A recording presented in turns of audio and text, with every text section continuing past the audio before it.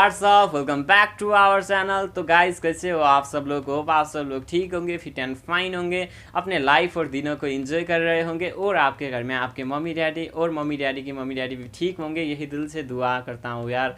तो दोस्तों आज का वीडियो बहुत ही ज़्यादा खास है, बहुत ही ज़्यादा इंटरेस्टिंग है और आपको इस वीडियो से ना बहुत ही कुछ जानने का मौका मिलेगा। बेसिकली इस वीडियो का लिंक मुझे मेरे एक सब्सक्राइबर भाई ने इंस्टाग्राम पर भेजा था, डिफेंस स्क्वाड के चैनल पर। अभी फ्रेश आया है ये वीडियो, भाई इस पर रिएक्ट करो कहकर उन्होंने मुझे लिंक भेजा था और वो मेरे ये वीडियो देख रहे होंगे तो उनको दिल से शुक्रिया यार, उन्होंने मुझे लिंक भेजा तो मैं आपके लिए ये रिएक्ट कर रहा हूँ। तो दोस्तों जल्दी से आते हैं वीडियो के टाइटल के ऊपर। आज हम रिएक्ट करने जा रहे हैं Indian special force versus Chinese special force. मुझे पता है मेरे जितने भी सब्सक्राइबर है वो इंडिया से है, तो उनको इंडिया का स्पेशल फोर्स के बारे में बहुत ही कुछ पता होगा, 90% चीज़ें पता होगा, लेकिन चाइनीज़ स्पेशल फोर्स के बारे में उतना पता नहीं होगा और मेरे को तो 1% भी पता नहीं है यार। तो इस वीडियो को देखेंगे और इस वीडियो में क्या क्या कहा गया है उसको देखेंगे और लास्ट में मैं अपना ओपिनियन ज़रूर दूंगा यार। तो वीडियो स्टार्ट करते हैं, उससे पहले मैं अपना इंट्रो देता हूं। मेरा नाम सागर और मैं नेपाल से हूं। दोस्तों अभी तक आपने हमारे इस वीडियो को लाइक नहीं किया तो ज़रूर से लाइक कर देना यार। अगर आप हमारे चैनल पर पहली बार हो तो चैनल को सब्सक्राइब कीजिए, साथ ही बेल आइकन को भी ज़रूर दबा लीजिए, क्योंकि आप सभी के लिए यार मैं डेली इंडिया से रिलेटेड रिएक्शन वीडियो लेकर आता हूँ। अगर आप एक इंडियन हो, अगर आप रिएक्शन वीडियो देखना पसंद है आपको, तो चैनल को ज़रूर से सब्सक्राइब कीजिए। आपको इस चैनल पर डेली यार 2 से 3 रिएक्शन वीडियो इंडिया से रिलेटेड मिलेगा। और आप मुझे इंस्टाग्राम पर भी फॉलो कर सकते हो, इंस्टाग्राम का नेम यहाँ पर भी दिया हुआ है और लिंक डिस्क्रिप्शन में रहेगा, फॉलो कर लेना। आने वाले दिनों में आप मुझे वहाँ पर लिंक भेज सकते हो, मेरे से कुछ बातें करना हो तो मैसेज भी भेज सकते हो यार। तो चलिए दोस्तों वीडियो शुरू करते हैं। सब्सक्राइब कीजिए डिफेंस स्क्वाड चैनल को और बेल आइकन को दबाइए लेटेस्ट डिफेंस वीडियोस सबसे पहले देखने के लिए। हेलो डिफेंस लवर्स, स्वागत है आपका डिफेंस ज्ञान सीरीज के फ्रेश एपिसोड में। आज के एपिसोड में हम बात करेंगे चाइना की स्पेशल फोर्सेस के बारे में और साथ ही ये भी जानेंगे कि भारत की स्पेशल फोर्सेस और खास करके भारत की पैरा स्पेशल फोर्सेस के सामने चाइना की फोर्सेस कहां पर टिकती हैं। So without wasting any time let's begin.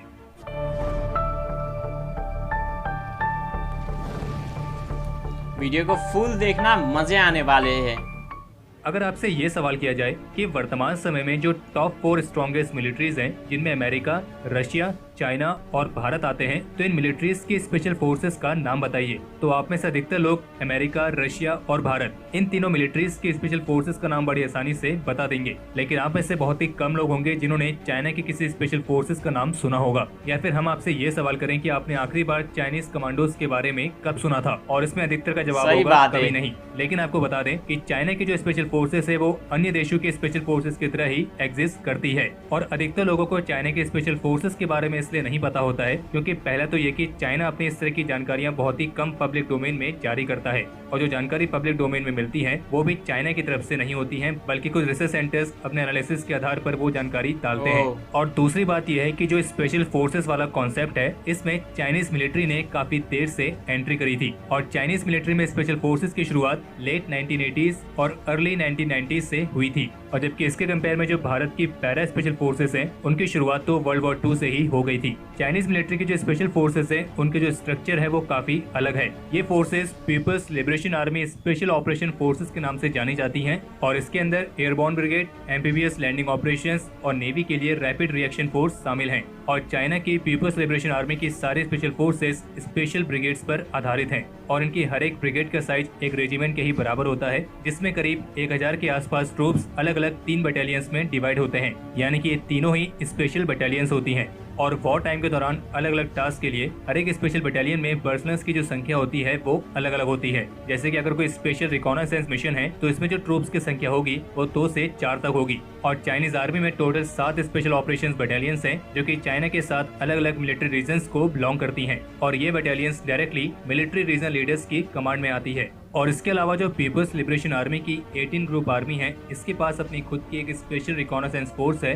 जो कि स्पेशल बटालियन जितनी ही सेम नंबर और सेम कॉम्बैट कैपेबिलिटी के साथ आती है। और हर एक कॉम्बैट डिवीजन में एक स्पेशल रिकॉनेसेंस कंपनी होती है, जिसमें करीब 120 पर्सनल्स होते हैं। और जबकि हर एक ब्रिगेड या फिर रेजिमेंट में स्पेशल रिकॉनेसेंस प्लाटून होती है, जिसमें 30 से 40 पर्सनल्स होते हैं। ये कॉन्सेप्ट कुछ ऐसा ही है जैसा भारत में घातक कमांडोज का है। और ये सारी units Chinese army special operation forces में कंसिडर की जाती हैं। और 2015 तक पीपल्स लिबरेशन आर्मी के पास हर एक मिलिट्री रीजन के लिए एक मेजर स्पेशल फोर्स यूनिट हुआ करती थी। लेकिन 2015 में चाइनीज मिलिट्री ने अपने स्पेशल फोर्सेस में कुछ सुधार किए और इसी के तहत 5 बैटल जोन्स को 7 अलग अलग मिलिट्री रीजन्स में डिवाइड किया गया और वहाँ पे पर्टिकुलर रीजन के लिए स्पेशल फोर्सेस डिप्लॉय की गई। और 2015 में चाइनीज मिलिट्री ने अपनी स्पेशल फोर्सेस में जो ये फेरबदल की थी, इसके बारे में 2019 तक भी किसी को जानकारी नहीं थी।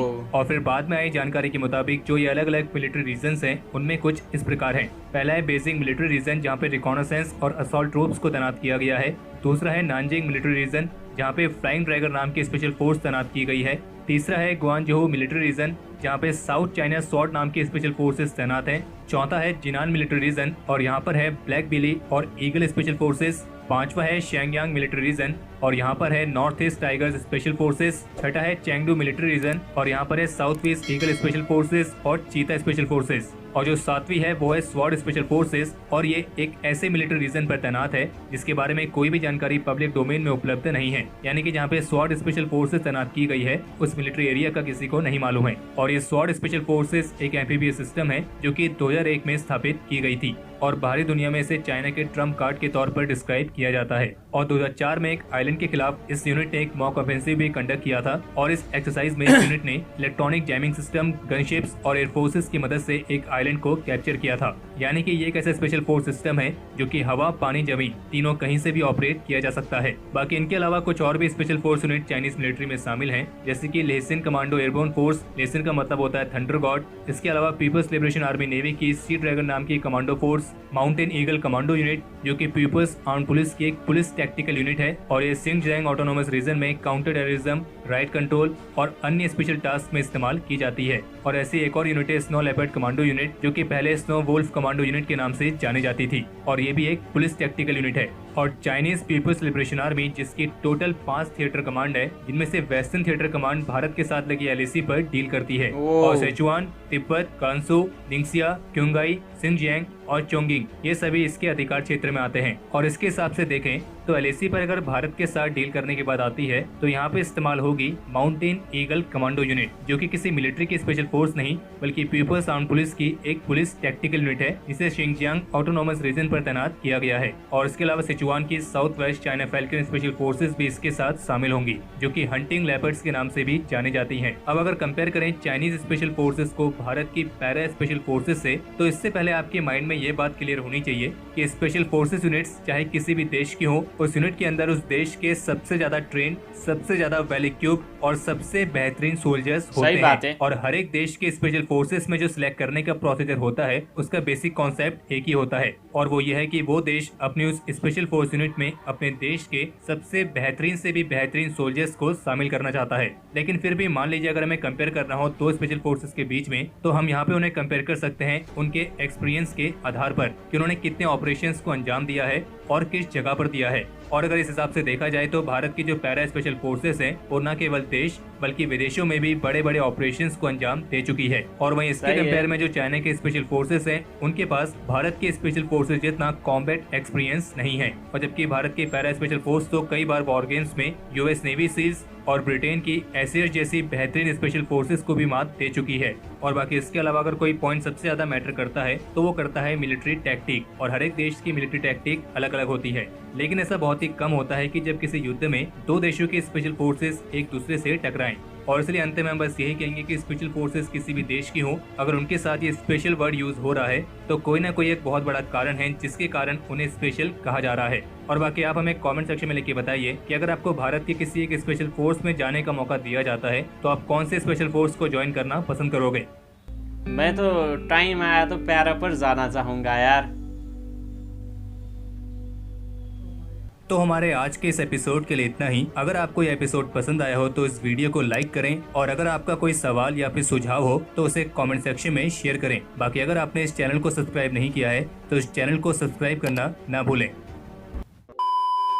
तो फ्रेंड्स, जैसे कि आपने देखा वीडियो ख़त्म भी हो चुका है। फर्स्ट ऑफ ऑल तो मैं आपको एक बात बताना चाहता हूं जो मेरे दिल में है और होप ये बात आपको भी कहीं ना कहीं लग रही होगी यार। देखिए, आपको चाइनीज़ मिलिट्री के बारे में, चाइनीज़ स्पेशल फोर्स के बारे में, नॉर्थ कोरिया के मिलिट्री के बारे में कुछ पता नहीं रहता यार, लेकिन इंडिया के बारे में सबको पता रहता है यार। इंडिया के मिलिट्री में कौन सा मिलिट्री है, कौन सा स्पेशल फोर्सेस है, इंडिया के पास क्या क्या है, इंडिया युद्ध में कैसा रणनीति यूज करेगा, ये सबको पता रहता है यार। ये क्यों पता रहता है आपको पता है? इंडिया के मीडिया जो है वो सब कुछ बता देते हैं यार। और इंडिया के जो मिलिट्री है, मैंने बहुत ही मिलिट्री को देखा है कि हमारे स्ट्रैटेजी को लीक मत करो, इंडियन मीडिया को ऐसे बोलते हैं यार। एक रॉयल सोल्जर नाम का इंडियन चैनल है, वहाँ पर आप जाके चेक भी कर सकते हो।